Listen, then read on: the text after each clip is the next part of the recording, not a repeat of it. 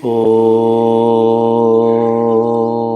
नमो भगवते वासुदेवाय। ॐ नमो भगवते वासुदेवाय।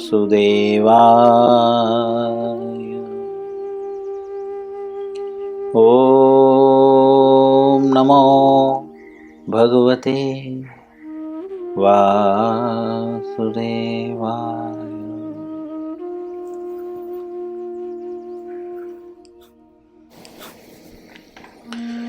श्रीमद् भगवद गीता यथारूप पुस्तक का नाम है अध्याय 10। अध्याय का नाम है श्री भगवान का ऐश्वर्य। श्लोक संख्या 11। आज इस श्लोक का पहला दिन है, इसीलिए हम लोग 3 बार श्लोक पढ़ेंगे, फिर शब्दार्थ पढ़ेंगे, उसके बाद अनुवाद और फिर तात्पर्य में प्रवेश करेंगे। सभी लोग मेरे पीछे श्लोकों को उच्चारण करने का यथासंभव प्रयत्न करें और सभी से रिक्वेस्ट है कि जो बैठे हुए हैं वे भगवद गीता लेकर बैठें। इतना भी आलस्य ना करें, ठीक है? इससे आप ही का हानि है ना? तो हम इस वक्त का उत्तम से उत्तम लाभ उठाने के लिए जो है कुछ आज्ञाओं का पालन करना जो है आपके लिए ही बहुत जो है महत्वपूर्ण है। इसीलिए जो है प्रयत्न करें कि आपके सामने भगवद गीता हो और श्लोकों को उच्चारण करें। 10वें अध्याय का 11वां श्लोक। तेषामेवानुकंपार्थम् अहं ज्ञानजमतमः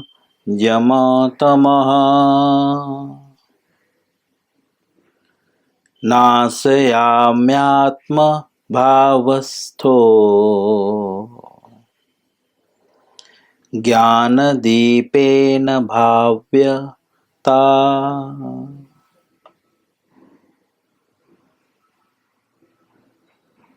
पुनः तेषामेवानुकंपार्थम् अहं ज्ञानजमतमः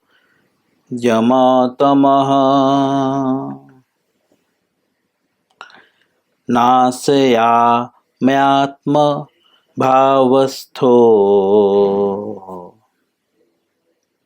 ज्ञानदीपेन भास्वता। पुनः एक बार श्लोक पढ़ेंगे। तेषामेवानुकंपार्थम् अहं ज्ञानजमतमः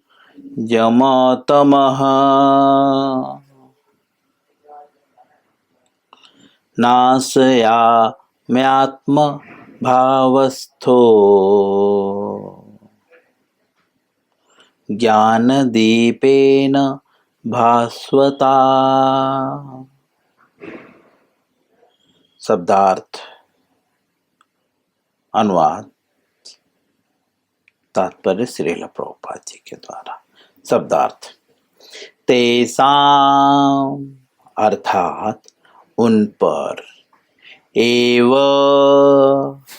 अर्थात निश्चित ही, अनुकंपार्थम अर्थात विशेष कृपा करने के लिए, अहम अर्थात मैं,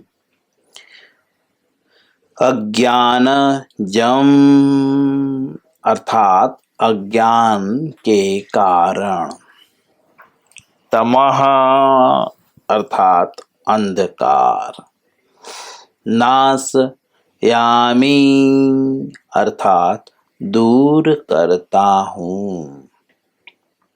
आत्म भाव अर्थात उनके हृदयों में। स्थ अर्थात स्थित। ज्ञान अर्थात ज्ञान के। दीपेन अर्थात दीप द्वारा। भास्वता अर्थात प्रकाशमान हो।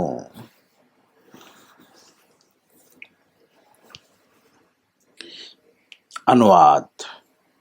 मैं उन पर विशेष कृपा करने के हेतु उनके हृदयों में वास करते हुए ज्ञान के प्रकाशमान दीप के द्वारा अज्ञानजन्य अंधकार को दूर करता हूँ।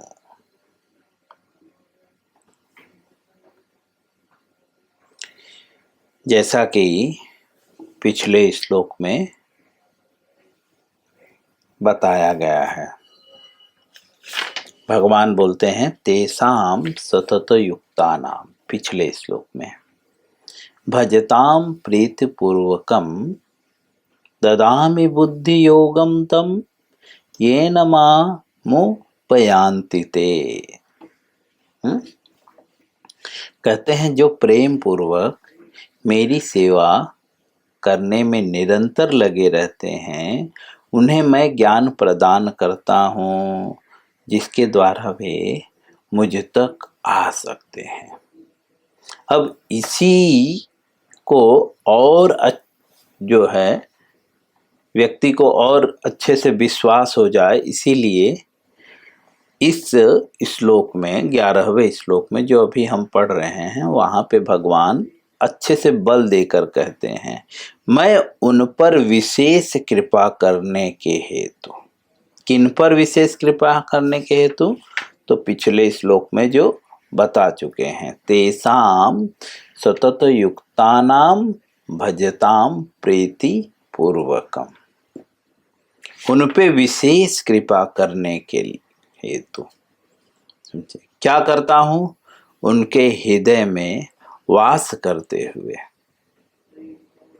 एक तो भगवान परमात्मा के रूप में तो ऑलरेडी हमारे हृदय में है, ठीक है, और लेकिन यहाँ पे भगवान क्या बोल रहे हैं, मैं परमात्मा के रूप में नहीं वास करता हूँ, उन पे कृपा करने के लिए मैं मतलब स्वयं को संबोधित करते हैं। जैसा कि हम इसके पूर्व पढ़ चुके हैं, परमात्मा जो है वह भगवान के अंश हैं, है ना।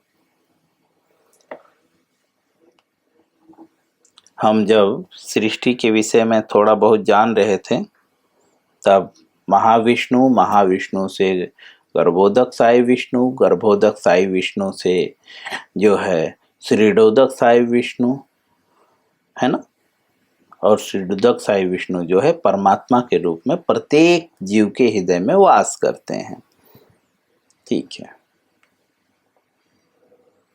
जो जीव के साक्षी स्वरूप हैं, जीव जो करता है वे उसके साक्षी हैं, प्रामाणिक प्रमाण, जैसे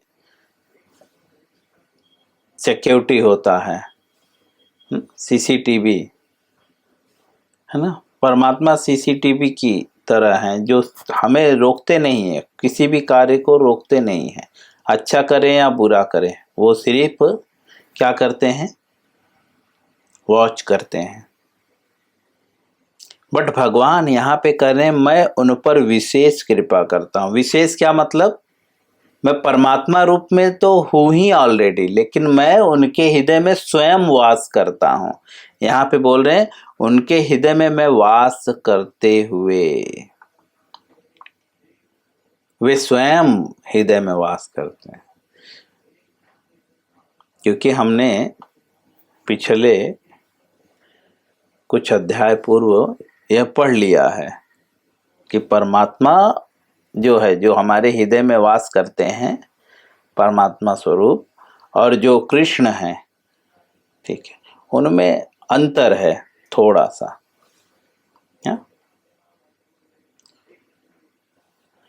बट यहाँ पे स्वयं कृष्ण उनके हृदय में वास करते हैं। किसके हृदय में वास करते हैं? जिस पे वे विशेष कृपा करते हैं। किस पे वे विशेष कृपा करते हैं? जो प्रीतिपूर्वकम भजताम प्रीतिपूर्वकम। लेकिन कैसे भजन करते हैं? बोलते हैं तेसाम सतत युक्तानाम। सतत, निरंतर, निरंतर जो भगवान के भक्ति में लगे रहते हैं। कैसे लगे रहते हैं? बाय फोर्स नहीं, प्रेम पूर्वक, हाँ, प्रीति पूर्वकम। उनके हृदय में स्पेशली भगवान वास करते हैं।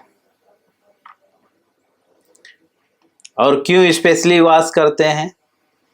तो आगे लिखते हैं, वास करते हुए वे करते क्या हैं? बोलते हैं वास करते हुए ज्ञान के प्रकाशमान दीप के द्वारा अज्ञान जन्य अंधकार को दूर करता हूं। ज्ञान जो भगवान की भक्ति में, उन पर विशेष कृपा करते हैं जो भगवान की भक्ति में लगे हुए हैं निरंतर। ज्ञान का तात्पर्य जो है भगवत गीता में जो है, इसके पूर्व इसी अध्याय में जो है चौथे और पांचवें श्लोक के तात्पर्य में श्रील प्रभुपाद जी लिखते हैं, जहाँ पे भगवान बोलते हैं कि मैं बुद्धि हूँ, ज्ञान हूँ, ये सब मेरे द्वारा उत्पन्न होते हैं। बुद्धि, ज्ञान, यश, मोह, मुक्ति, क्षमा भाव, सत्यता, इंद्रिय निग्रह, मन निग्रह, सुख दुख, जन्म मृत्यु, भय अभय, अहिंसा, समता, तुष्टि, तप, दान, यश तथा अपयश, ये जीवों के जो विभिन्न गुण हैं ये मेरे द्वारा उत्पन्न हैं। तो वहाँ पे ज्ञान शब्द भी आया हुआ है। बुद्धि भी भगवान से उत्पन्न है और ज्ञान भी भगवान से उत्पन्न है। ठीक है, तो प्रभुपाद जी तात्पर्य में बुद्धि का अर्थ लिखते हैं नीर और क्षीर के विवेक करने वाली शक्ति। नीर और क्षीर मतलब, नीर मतलब जल, क्षीर मतलब दूध।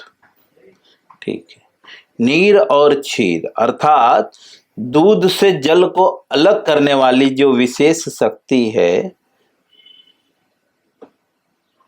उसे बुद्धि कहते हैं। ठीक है, अर्थात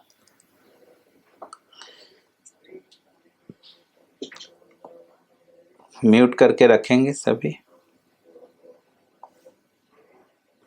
धन्यवाद। तो और ज्ञान का अर्थ क्या है? तो कहते हैं ज्ञान का अर्थ है आत्मा तथा पदार्थ को जान लेना। आत्मा क्या है, पदार्थ क्या है, इसे जान लेना यह ज्ञान है। अर्थात वह जो है ज्ञान जो हमें आत्मा और पदार्थ के भेद को, अंतर को बताता है, वह वास्तव में ज्ञान है। बट आजकल के समय में सब लोग सोचते हैं विद्यालयों में ज्ञान प्राप्त होता है। प्रभुपाद जी यहाँ पे क्लियर करते हैं कि यहाँ पे जो है, जो विश्वविद्यालयों में जो शिक्षा प्राप्त होती है वो सिर्फ पदार्थ से संबंधित है। ठीक है, इसीलिए यहाँ पे उसे नहीं स्वीकार किया जाता। यहाँ पे मतलब भगवत गीता में सिर्फ पदार्थ के ज्ञान को ज्ञान नहीं कहते, ये तो अज्ञानता है। ज्ञान क्या है? जो पदार्थ से और आत्मा के अंतर को बता सके। और बुद्धि क्या है? जो नीर और क्षीर को अलग कर सके, वो बुद्धि है।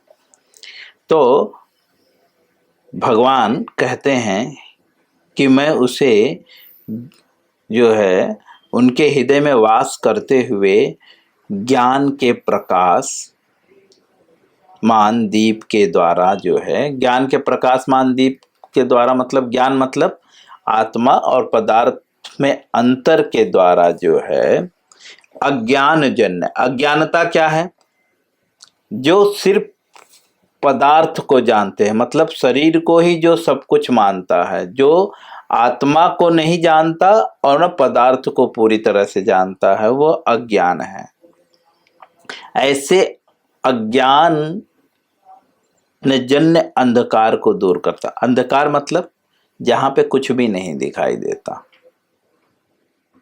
क्या सही है क्या गलत है कुछ भी नहीं दिखाई देता, है ना। अंधकार का मतलब यही है ना, लाइट बंद कर दें तो चारों तरफ अंधकार छा जाता है, तो कुछ भी दिखाई नहीं देता। तो भगवान कहते हैं कि मैं उसके हृदय में जो है वास करता हूँ। और हृदय में करते क्या है? तो हृदय में जो अज्ञानता है उसे भगवान दूर करते हैं। जैसा कि हम प्रतिदिन गुरु पूजा में पढ़ते भी हैं, दिव्य ज्ञान हृदय प्रकाशित, है ना। तो वहां पे बोलते हैं दिव्य ज्ञान हृदय प्रकाशित कब? बोलते हैं प्रेम भक्ति जहां होते अविद्या अर्थात अज्ञानता, अविद्या विनाश जाते हैं। हमारे आचार्यों ने जो भजन गाया हुआ है यह काल्पनिक नहीं है, यह शास्त्रों से संबंधित है। ठीक है, देखिए वहां पे और यहाँ पे स्पष्ट रूप से दोनों चीजें मिल रही हैं, है ना। प्रेम भक्ति जहां होते, पिछले श्लोक में क्या बता रहे हैं? प्रीतिपूर्वकम, बोलते हैं अविद्या विनाश जाते हैं। भगवान यहाँ पे क्या कहते हैं?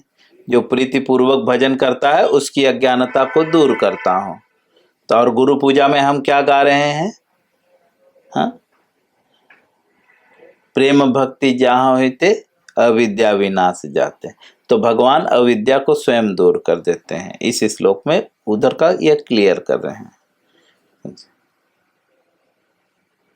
लेकिन प्रीतिपूर्वक व्यक्ति कब भक्ति करता है? मटेरियल वर्ल्ड में भी हम किसी से प्रीति कब करते हैं? जब उसको जानते हैं ना। किसी अनजान व्यक्ति से प्रीति करते हैं क्या? नहीं, किसी जानकार व्यक्ति से प्रीति करते हैं। बट उस व्यक्ति को जानने के लिए उस व्यक्ति को जो जानता है पहले उससे हम मिलते हैं प्रीति करने के लिए।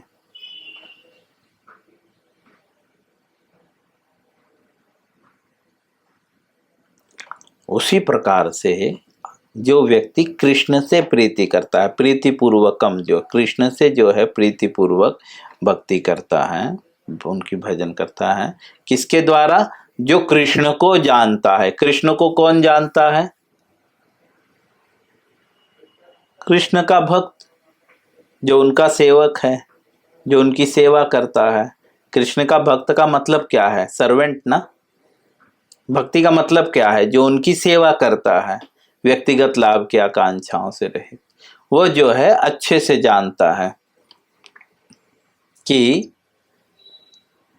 भगवान क्या करते हैं, क्या पीते हैं, क्या खाते हैं। जन्म कर्म च मे दिव्य, भगवान स्वयं बोलते हैं जो मेरे जन्म कर्म को जानता है, समझे, वह मेरा भक्त है, समझे। और उसके लक्षण क्या हैं? तो वह समस्त पापों से मुक्त है। सुख में और दुख में, हानि में लाभ में उसे कुछ भी इफेक्ट नहीं पहुंचता। प्रजहाति यदा कामान सर्वान पार्थ मनोगतान आत्मनेव आत्मन तुष्ट, अपने आप में संतुष्ट रहता है। ये भक्तों के लक्षण हैं। उसे संतुष्टि के लिए किसी व्यक्ति की जरूरत नहीं पड़ती, हमें संतुष्टि के लिए व्यक्ति की जरूरत पड़ती है ना। कभी माता की जरूरत पड़ती है, कभी पिता की जरूरत पड़ती है, कभी भाई बहन दोस्त, है ना, पति पत्नी, समझे। ये संतुष्टि के लिए ही तो है ना। आप एहसान तो नहीं कर रहे हैं ना, आपको संतुष्ट कर रहे हैं तभी तो ना। अगर पिता हमें कभी संतुष्ट नहीं करता तो हम उससे गुस्सा हो जाते हैं, कई दिन तक बात नहीं करते, है ना। जिससे हम संतुष्ट होते हैं उसी की सेवा करते हैं।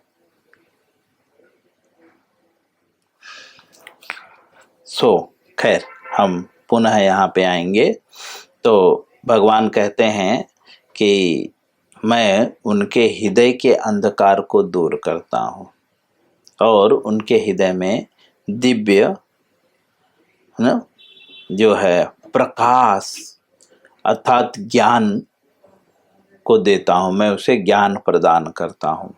और वह ज्ञान प्राप्त करने से होता क्या है, तो जैसा बता चुके हैं पिछले श्लोक में, जिसके द्वारा जो है वह मुझे प्राप्त करता है।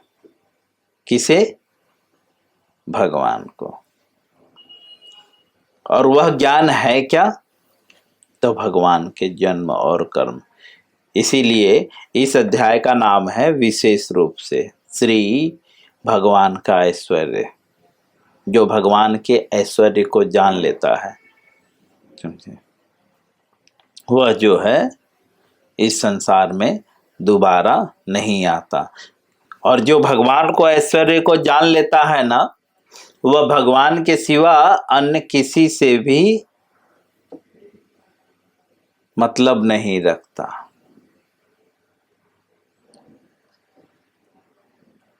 किसी से भी, क्योंकि भगवान जो है समस्त प्रेम के अगार हैं। जैसा कि इसके पूर्व के चौथे और पांचवें श्लोक में बता चुके हैं, है ना,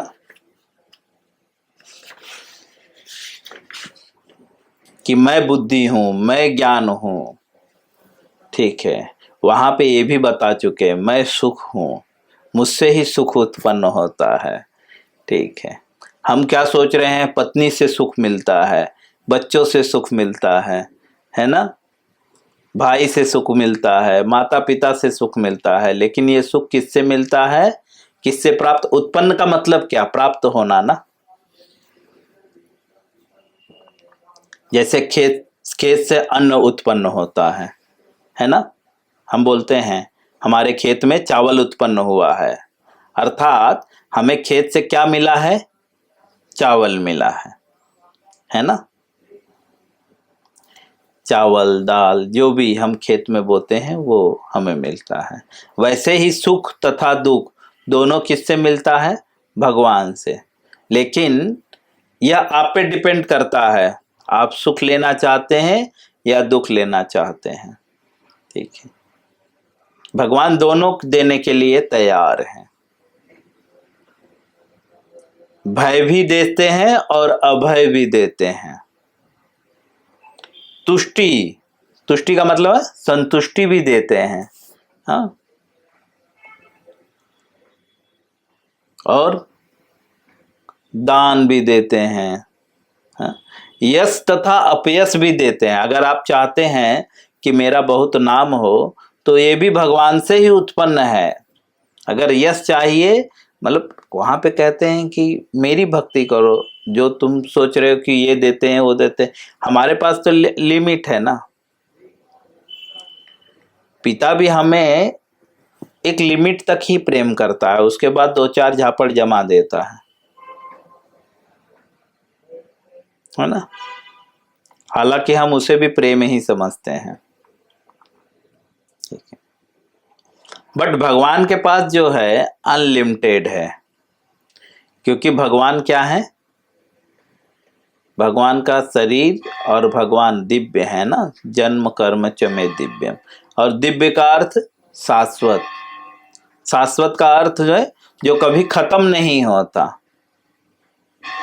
ठीक है, जो बदलता नहीं है। जो अशाश्वत है वो सदा परिवर्तनशील है,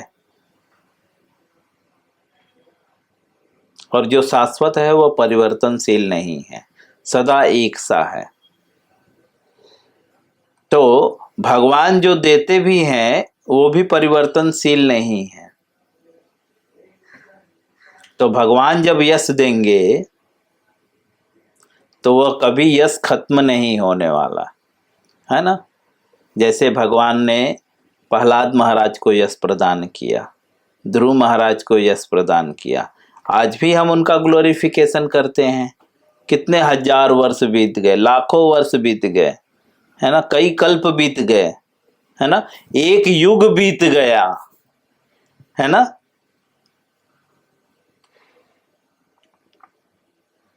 सुदामा जी को यश प्रदान किया। सुदामा जी द्वापर युग में थे, हम कलयुग में चल रहे, एक युग कंप्लीट हो गया, लेकिन आज भी उनका यश क्षीण हुआ क्या? तो क्यों ना, अगर हमें यश चाहिए, संतुष्टि चाहिए, सुख चाहिए, तो भगवान की शरण में जाएं, क्योंकि भगवान बोलते हैं ये सब मेरे द्वारा उत्पन्न है। लेकिन ये सब देते किसको हैं भगवान?